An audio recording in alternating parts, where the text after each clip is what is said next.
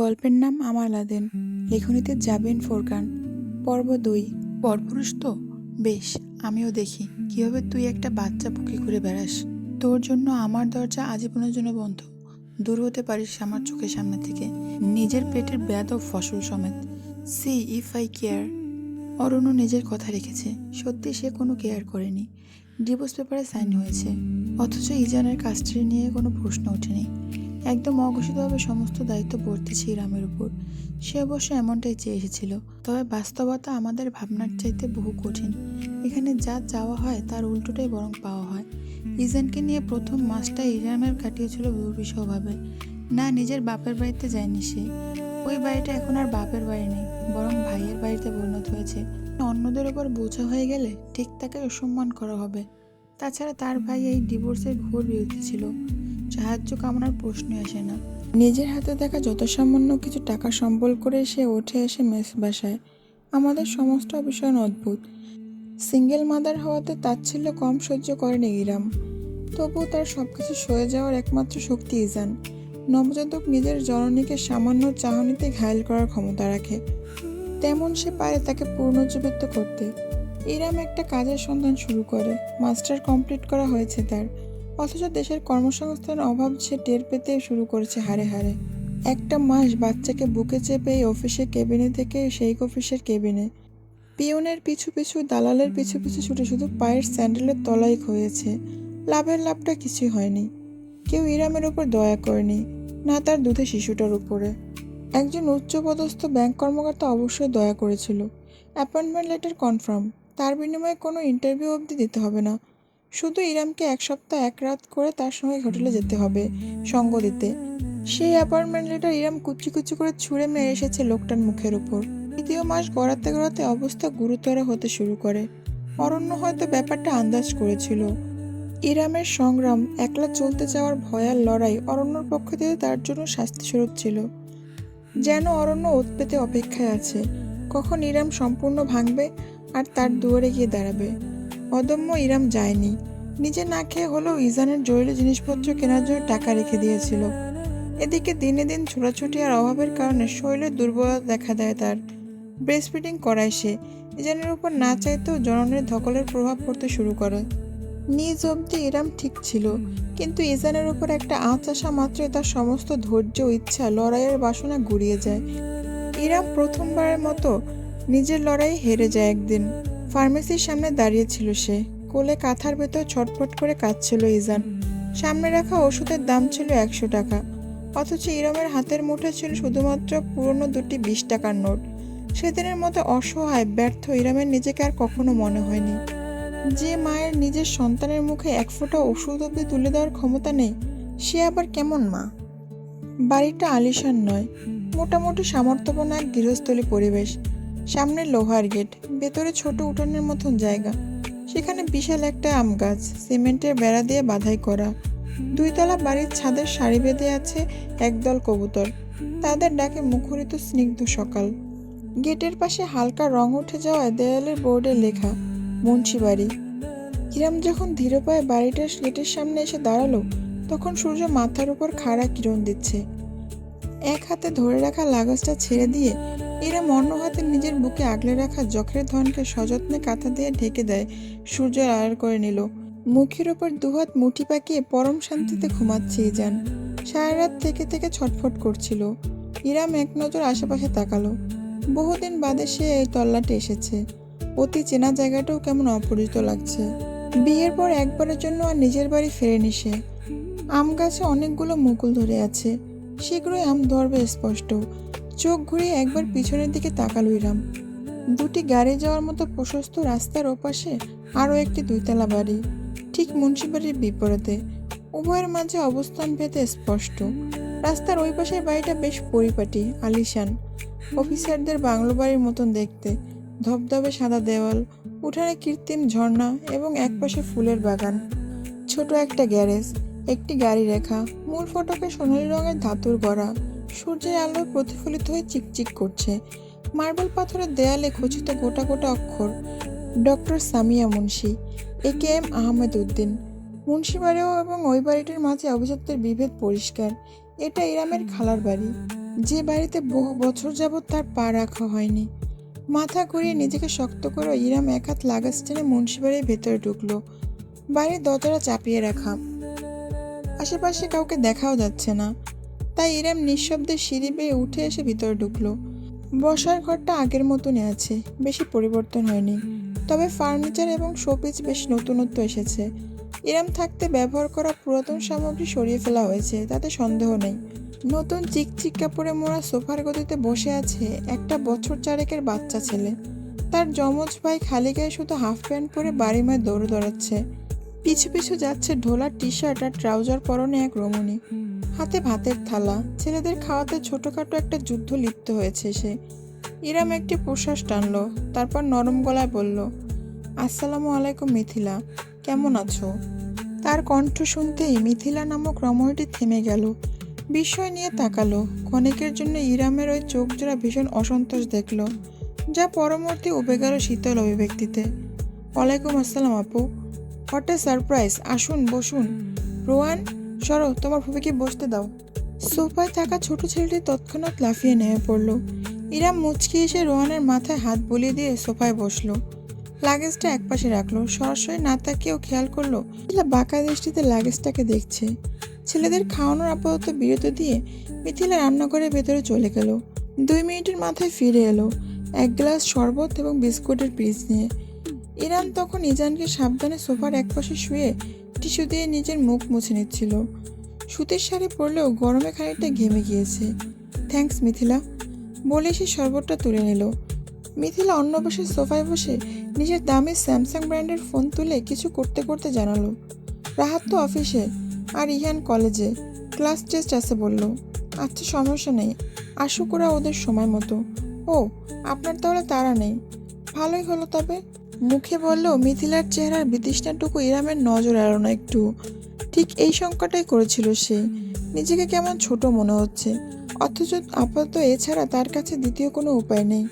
সকালে কাহিনী করে দুপুর হয়ে গেল। মিথিলা রান্নাঘরে ব্যস্ত সময় কাটিয়েছে, মুরগি এবং ইলিশ মাছ ভেজেছে, সঙ্গে পোলাও। ইরাম তাকে সাহায্যের আবেদন জানালেও সে নাকচ করে দিয়েছে। মেহমানদের দিয়ে নাকি কাজ করাতে হয় না। অনায়াসে বাড়ির সদস্যকে মেহমান হিসেবে সম্বোধন করার বিষয়টা ইরামের আত্মসম্মানে ঘা দিল, প্রতিবাদ করলো না, বরং মিথিলার যমজ 2 ছেলেকে সুন্দর মতো খাইয়ে দিল। যারা মায়ের কাছে খেতে একদমই চায় না, তারা ঠিকই ফুপুর কোলে বসে অত্যন্ত আদরে গদগদ হয়ে খাবার খেয়ে নিল। মিথিলা আর চোখে দেখলেও কোনো মন্তব্য করলো না। রান্নাবান্না শেষ হয়ে গেলে গোসল সেরে সালোয়ার কামিজ পরে নিচে এলো মিথিলা। ছেলেদের ভরা পেটে ঘুম পাড়িয়ে রেখে এসেছে, অথচ ইরাম তখনও বসার ঘরের সোফায় বসে আছে। তাকে ভেতরের রুমে গিয়ে কাপড় বদলানো কিংবা বিশ্রামের কোনো আহ্বানই মিথিলা জানায়নি, জানাবেও না। তার স্বামী রাহাতকে এসে আগে বিষয়টা মিটমাট করতে হবে। কেন এসেছে এই ডিভোর্সি মেয়েটা? মিথিলা কি বোঝে না নাকি স্বামীর ভাত কপাল থেকে উঠে গিয়েছে, এখন ভাইয়ের অন্ন ধ্বংস করার ধান্দা, উপরন্তু একটা বাচ্চা ফ্রি। এত কিছু ভাবনা চিন্তা মিথিলার মাঝে চললেও সে ভদ্র গলায় ডাকলো, আপু, কতক্ষণ ধরে বসে আছেন? আসুন টেবিলে, আমি খাবার দিচ্ছি। হ্যাঁ, ক্ষুধা তো একটু লেগেছে। ইজান এখনো ঘুম থেকে উঠেনি, তাই বেশি দেরি করলো না ইরাম। ছেলে ঘুমে থাকতেই কাজ সেরে ফেলতে হবে তার। টেবিলে গিয়ে বসলো সে। মিথিলা বেশ ভালোভাবে তার খাবার বেড়ে দিল প্লেটে। ইরাম হাত ধুয়ে ভাত মাখতে মাখতে বলল, বাবুরা ঘুমিয়েছে? হ্যাঁ, আপনি খান, আর একটু ঝোল দিই আপনাকে? আরে না না, যথেষ্ট। তুমি দারুণ রান্না করো মিথিলা। আপু, what the hell are you doing in my house? Iram সবেমাত্র ভাতের প্রথম লোকমাটা মুখে দিয়ে যাচ্ছিল, তখনই পুরুষের তেজি কণ্ঠে ভেসে এলো। পিছনে ফিরে তাকালো সে। সদর দরজা দিয়ে ভিতরে ঢুকছে গাট্টা গাট্টা এক পুরুষ, এখনো যুবক শ্রেণীর মাঝে পড়ে বয়স এবং চেহারায়। ইরামের মতোই খানাকটা খাড়া, চিবুকের নিচে ছোট একটা আঁচিল, নেভি ব্লু স্যুট পরনে, হাতে ব্রিফকেস। বুড়ো কুচকে তীক্ষ্ণ দৃষ্টিতে চেয়ে আছে। ইরাম ভাত রেখে চেয়ার ছেড়ে উঠে পড়ল। রাহাত ভাই, প্লিজ আমাকে ভাই বলে ডাকবেন না আপু। ইরাম জমে গেল নিজের জায়গায়, প্রসারিত নয় তাকিয়ে রইল নিজের ভাইয়ের দিকে। রাহাত এগিয়ে এসে ঠাস করে ব্রিফকেসটা ফ্লোরের উপর রেখে দিল, তারপর নিজের গলার বাঁধা টাই ঢিলে করতে করতে অসন্তোষ চোখে সোফায় ঘুমিয়ে থাকা ইজানকে দেখল। বলল, সাবধান করেছিলাম আমি তোমাকে, একটুখানি মানিয়ে নিয়ে চলো। তুমি আমার কথা শোনোনি আপু, তুমি চলেছ তোমার মর্জিতে। বারবার বলেছি আমি, একলা একটা মেয়ে মানুষ সমাজে চলতে পারে না। মহিলা মাত্রই পুরুষের দরকার। কিন্তু তুমি মহিষী নারী কিনা? এখন কেন এসেছো আমার কাছে? কি চাই তোমার আমার বাড়িতে? তোর বাড়ি?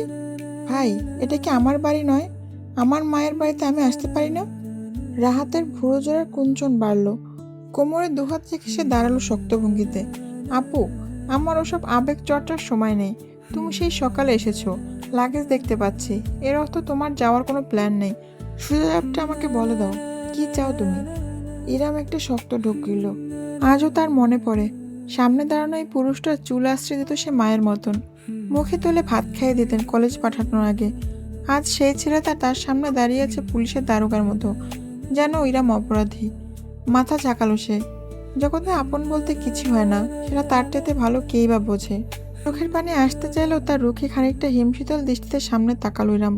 দৃঢ় গলায় বলল, আমি এখানে থাকতে এসেছি। বেশ কিছুদিন থাকবো ইজানকে নিয়ে। বলতে পারছি না। যতদিন না একটা ভালো কাজ পাই আর ভালোভাবে কোথাও সেটেল হতে পারি ততদিন। আর ইজানকে একটু ডাক্তার দেখাতে হবে, বেশ কিছু টাকার দরকার আমার। তুই আমাকে ধার দে, আমি ধীরে ধীরে শোধ করে দেবো। এক্সকিউজ মি, সরি আপু, বাট আপনার কি মনে হয় টাকা গাছে ধরে? এতক্ষণ ধরে নীরবে থাকা মিথিলা অবশ্যই নিজের আসল রূপ নিয়ে আসলো সামনে। ঠিক নিজের স্বামীর পাশে দাঁড়িয়ে ইরামের মুখোমুখি হলো। আপু, আপনাকে এখনো আপু বলে সম্মান দিয়ে কথা বলছি আমি। কিন্তু আপনার মনে হয় না আপনি আমাদের দেয়া এই সম্মানটাকে টেক ফর গ্রান্টেড ধরে ফেলেছেন? আমার আর রাহাতের পক্ষ থেকে আপনাকে বরাবরই বলা হয়েছে, অনুরোধ করা হয়েছে নিজের বৈবাহিক সম্পর্কটা না ভাঙতে। আপনার একটা ছোট্ট দুধের শিশু আছে, সেটা চিন্তা আপনি করলেন না। নিজের ইচ্ছা মতো জানা তাই করেছেন। এখন যখন ঠেকায় পড়েছেন তখন এসে হাজির হয়েছেন। ইরামের দিকে এক পা এগোলো মিথিলা, বলতে লাগলো, আমার কথা শুনতে হয়তো আপনার খারাপ লাগছে, কিন্তু কিছু করার নেই, এটাই সত্য। আপনার বোঝা হচ্ছিল একজন ডিভোর্সি হওয়ার মানে কি। আপনি বাচ্চা না, ভালোই বোঝেন। এখন এই বাড়িতে আস্তানা গাড়তে চাইছেন? বুঝি না মনে হয় আমরা? আজ বলছেন কিছুদিন, আগামীকাল বলবেন আরও কিছুদিন, এরপর সেই কিছুদিন আরও কয়েকদিন শেষ হবে না। আপনার জন্য এই পরিবারে বদনাম হবে। আমার নিজের ছোট ছোট দুটো বাচ্চা আছে, ওদের উপর আমি আপনার জন্য কোনো আঁচ আসতে দিতে পারি না, তাই না? সমাজে আমাদের একটা নাম আছে, ইজ্জত আছে, সেটা আপনার জন্য ধূলিসাৎ হতে পারে না। নিজের স্ত্রীর কথায় সায় জানালো রাহাত। মিথিলা ঠিকই বলছে। আপু, তোমার আমার দিকটাও ভাবা উচিত। এত বড় সংসারটা আমি একাই চালাচ্ছি। নিজের ছোট দুটি ছেলে, ইহানের পড়াশোনা, সাংসারিক খরচ তোমার থেকে ভালো কেই বা বোঝে। আমার 70,000-এর বেতনে চাকরিতেও শিমশিম খেতে হয়, তখন মিথিলা হেল্প করে। আমি চাই না আমার স্ত্রী থেকে আমার জন্য কোনো কষ্ট সহ্য করতে হোক। তোমারও বুঝতে হবে আমার জীবনটাও সহজ নয়। তুমি একা হলে তাও একটা কথা ছিল, আমি দরকার হয় অন্য জায়গায় তোমার জন্য একটা রুম নিয়ে দিতাম। কিন্তু তোমার বাচ্চাকে টানার ক্ষমতা আমার নেই। স্তব্ধ হয়ে চেয়ে রইল ইরাম। মুখের কথা তার মুখেই রয়ে গেল। হাতে ঝোল শুকিয়ে গিয়েছে, অথচ ভাতটুকু আর মুখে তোলা হলো না তার। খানিকটা উত্তেজনার শব্দের মধ্যে ইসা নড়েচড়ে উঠল। উল্টে করে তাই তাড়াতাড়ি করে বাটিতে হাত ধুয়ে নিল রাম। শাড়ির আঁচলে হাত মুছে দ্রুত এগিয়ে গিয়ে সোফা থেকে নিজের ছেলেকে কোলে তুলে নিল। তার বুকে মুখ গুঁজে কুই কুই শব্দ করতে লাগলো ইমরান। ছোট্ট অংশকে দোলাতে দোলাতে ইরাম বলল, তুই ঠিক বলছিস ভাই। দামি ব্র্যান্ডের ফোন আর ব্র্যান্ডের ফার্নিচার কেনার পর আসলেই বোনকে দেওয়ার মতো টাকা বাঁচে না। হাতের মুঠো শক্ত হয়ে গেল রাহাতের। প্রথমবারের মতো তার শক্ত চেহারায় বিষাদের ছায়া পড়ল। ছেলেকে নাড়াতে নাড়াতে ইরাম সূক্ষ্ম এসে জানালো, ভেবেছিলাম আজকের রাতটা অন্তত নিজের মায়ের বাড়িতে জায়গা হবে। জন্ম থেকে এখানেই বড় হয়েছি কিনা, একটু অধিকার তো আছেই বল। কিন্তু যেখানে আমার হাতের ভাত হাতেই শুকিয়ে যায়, সেখানে অধিকারের বায়না বিলাসিতা। আপু। রাহাত এগিয়ে আসতে চাইল এক পা, অথচ পাশ থেকে মিথিলা তার বাহু চেপে ধরল। ওখানেই জমে গেল সে, শুধু তাকিয়ে রইল নিষ্পলক। দৃশ্যটা পরিহাসের হাসিতে ছেয়ে ফেলল ইরামের ঠোঁটে। আর দাঁড়ালো না। এ বাড়িতে বাতাসে দম বন্ধ হয়ে যাচ্ছে। এক হাতে ইসানকে বুকে চেপে অন্য হাতে লাগেজটা টেনে দরজা দিয়ে এগোলো ইরাম। মাঝপথে থামলো, ঘুরে একবার পিছনে তাকালো নিজের ভাইয়ের দিকে। মহান আল্লাহ যদি তোকে কোনোদিন মেয়ে সন্তান দেয়, তবে জেনে রাখিস ভাই আমার। একটু থেমে সে যুক্ত করলো, মেয়েদের একটাই ঘর, কবর। রাত প্রায় 2টা বেজে এসেছে, অথচ এই স্থানে উত্তেজনা বোঝা দুষ্কর। তীব্র মিউজিক এবং বিটের তালে তালে দুলছে যেন গোটা পৃথিবী। তরুণ তরুণীদের উন্মাদনায় হুঙ্কার, বাঁধনহারা নাচ এবং দক্ষভাবে বিট নিয়ন্ত্রণ করে বাজানো মিউজিকে কেঁপে কেঁপে উঠছে চারপাশ। লাল নীল বাতিতে ছলকে চোখ দিয়ে যায়। অ্যালকোহলের কড়া ঘ্রাণ ভেসে বেড়াচ্ছে বাতাসে। অনেকের হাতে মোবাইল ফোন পার্টির দৃশ্য ধারণ করে চলেছে। সকলের মনোযোগ আবদ্ধ সামনে ডায়াসের উপর কন্ট্রোল প্যানেলের পাশে দাঁড়ানো ছেলেটার দিকে। পরনে একটা প্লো টি শার্ট এবং ব্যাগি জিন্স, লেদার জ্যাকেট খুলে ফেলে রেখেছে পানির বোতলের সঙ্গে। সাদা আলোর ফোয়ারা ছুটছে তার মাথার উপর থেকে, তাতে তার গলা এবং উজ্জ্বল চেহারা জমা ঘামে ফোটা চিকচিক দুধি ছড়াচ্ছে। দ্বিগুণ আকর্ষণীয় লাগছে তাকে দেখতে। হাফ হাতা পোলো শার্টের কারণে যখনই কন্ট্রোল প্যানেলের বাটনগুলো নিয়ন্ত্রণ করছে, ইকুলাইজার কমাচ্ছে বাড়াচ্ছে, তখনই তার শক্তিশালী বাইসেপে চোখে পড়ছে। অন্য হাতে কানে ধরে রেখেছে হেডফোন। মিউজিকের তালে তালে তার শরীর দুলছে। তরুণীদের ভিড় ঠিক ডায়াসের আশেপাশেই। সকলে ব্যস্ত মুহূর্ত ক্যামেরাবন্দি করতে। বোতাম নামিয়ে হঠাৎ করে মাঝপথে মিউজিকের গতি কমিয়ে দিল সে। নীরব উত্তেজনা ভর করলো গোটা জায়গায়। প্রতিটা চোখ আবদ্ধ তার পানে। এটি একটি হাত তুলে নেড়ে মাউথপিস অন করে চিৎকার করে বলল, come on everybody, let's dance the night off with DJ Aladdin. সমস্যারে গর্জে উঠল জনসমুদ্র। বিরাট হাসল সে। তাতে মারির দুপাশে থাকা দুটি চোচালো দাঁত নজরে পড়ল। তীক্ষ্ণ সুচারু, অন্যরকম একটা আবাহের প্রকাশ ঘটে তা। আরেক দফায় চেঁচিয়ে উঠল সে, yes DJ Aladdin, DJ Aladdin, come on yahoo. এবার বিটটা ড্রপ করলো সে। বিকট জোরালো আওয়াজে বুক কেঁপে উঠল। সঙ্গে সহস্র মানুষ লাফিয়ে উঠল উন্মত্ত উত্তেজনায়। এত কিছুর মাঝেও নিজের পকেটে ভাইব্রেট হতে থাকা ফোনটার অস্তিত্ব ঠিকই টের পেল সে। বোর্ডে মিউজিকটি কন্টিনিউ রেখে হেডফোন নামিয়ে অপর হাতে দ্রুত ফোনটা রিসিভ করলো সে। হ্যাঁ মম, ওখানে শো শেষ হয়নি, বাড়িতে আয়, তোর সাথে জরুরি আলাপ আছে। তুমি কি বলছো? আমি কিছুই শুনতে পাচ্ছি না। Okay, now good night most gorgeous mom on the planet, tight and never call me back, love you. ফোনটা কেটে দিল সে। এক পাশে ছুঁড়ে ফেলে নব উদ্যমে কাজে মনোযোগ দিল। যত ভিড় বাড়ল ততই বাঁধনহারা হয়ে নেচে উঠল গোটা জগৎ।